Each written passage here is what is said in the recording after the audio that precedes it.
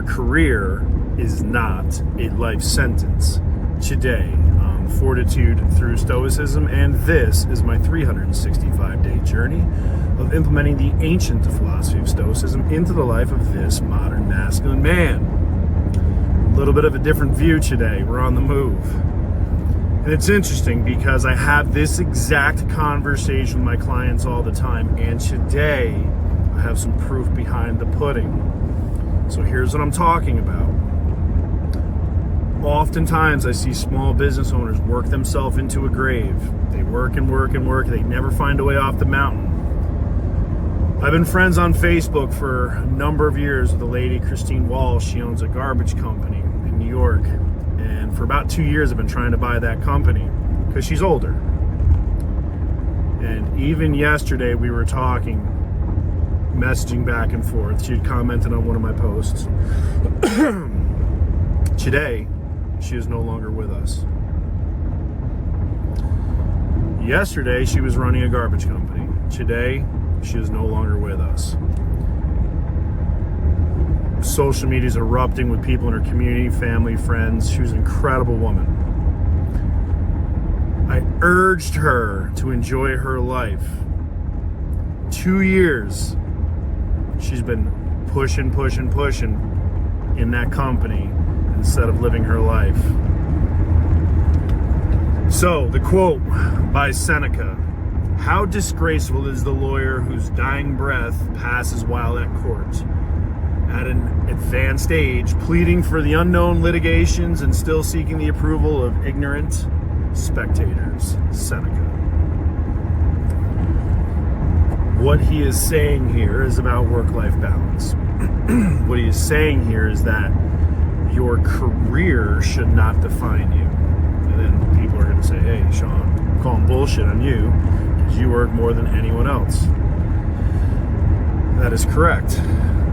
But I don't have a career. I have passions. I have hobbies. I have interests. My actual work hours is very little in compared to me pouring into my different projects. Those projects fulfill me. So I don't see that as work. I don't see that as a career. That's just part of my life. So again, there's a lot of correlation here looking at Ryan Holiday, the Daily Stoic here. Every few years, a sad spectacle is played out in the news. An old millionaire, still lord of his business empire, is taken to court. Shareholders and family members go to court and argue that he is no longer mentally competent to make decisions, that the patriarchy is not fit to run his own company and legal affairs, etc., and so forth. Because this powerful person refused to ever relinquish control or develop a succession plan, he is subjected to one of life's worst humiliations: the public exposure of his most private vulnerabilities. Wow, this is a tough one, right? We must not get so wrapped up in our work that we think we're immune from the reality of aging in life. Again, had this very conversation yesterday with one of my coaching clients. There are two different conversations that people have. Mediocre people, base people, people who are just in cruise control in life, right? So if I had this conversation with somebody like that, and I have, God, all these flights flying 4 to 6, 7 times a week, the compression going up and down, the altitude pressure, lack of oxygen. I'm looking for ways to gain more strength and stamina to overcome this tiredness. And if you have that conversation with a base person, say, well, why don't you just relax, or why don't you just take it easier, or why don't you just rest some more? Now, alternatively, you have that conversation with a high performer like I was having with Brianna. She's talking about home PRP methods to oxygenate her blood. I'm talking about IV treatments, getting oxygen treatments, compression treatments, so that I can find that extra 0.0001% of my tank.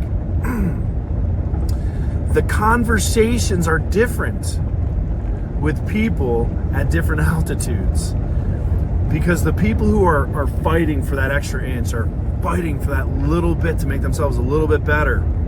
The cleaners of the world, Tim Grover, those people are always looking to get a little bit better. They're fighting for the inches.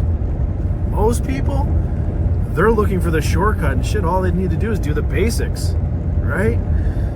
So the conversations are different. The career is not a life sentence. But again,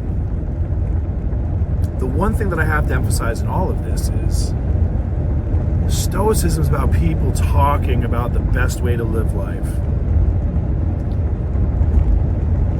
This is an individual journey. I hear them. I hear Ryan. I understand that working until I'm in the grave may not be the best use of my time. However,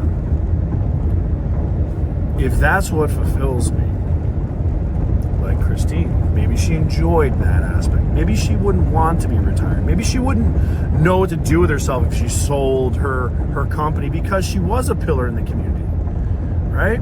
It's a public service company, and she was a pillar in the community.